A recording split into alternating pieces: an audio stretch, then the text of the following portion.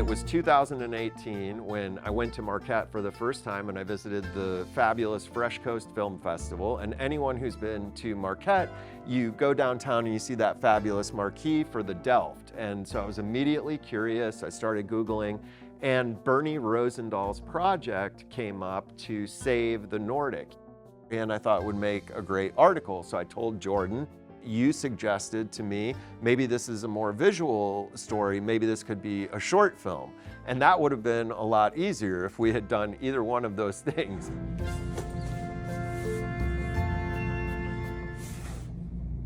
Principal of photography, day one. We had a small budget and we had a big task, which was to try to tell a story that, while it's about one guy's quest to save a building, it's also about 100+ years of cinema history. Ooh. Oh my gosh. And we're trying to get that across without making everybody fall asleep.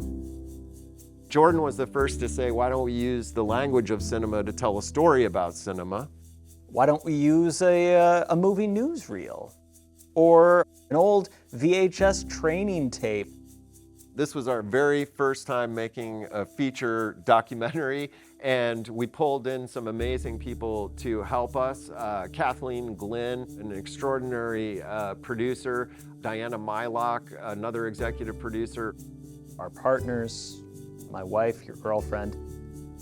And then we were able to pull together a creative team here out of Traverse City to act in our recreations, to help us with responses to early cuts, to help us with some visual effects and editing.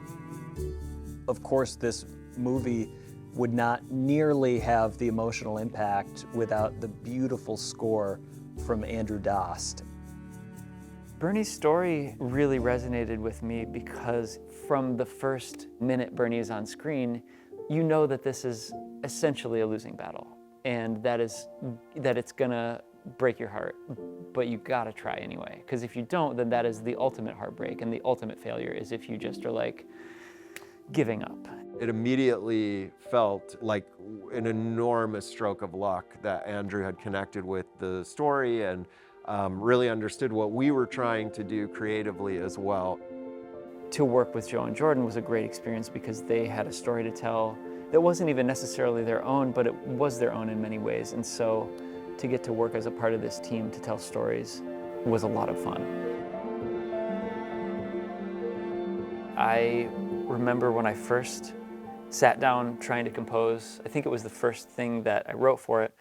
Bernie, we're seeing shots of his hometown in Scandia, and I thought, like, there's a hope and a wonder here. It reminded me a lot of growing up and about that potential energy of like, I'm gonna see the world, it's gonna expand. And so as I was watching that scene and just kind of playing with that,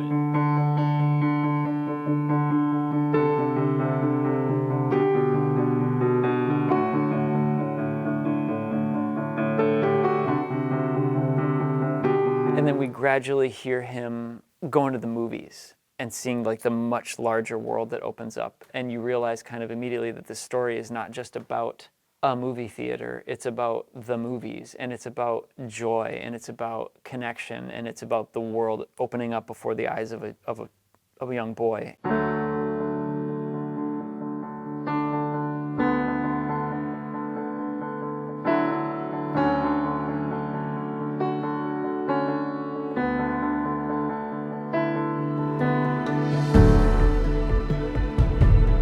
I love storytelling,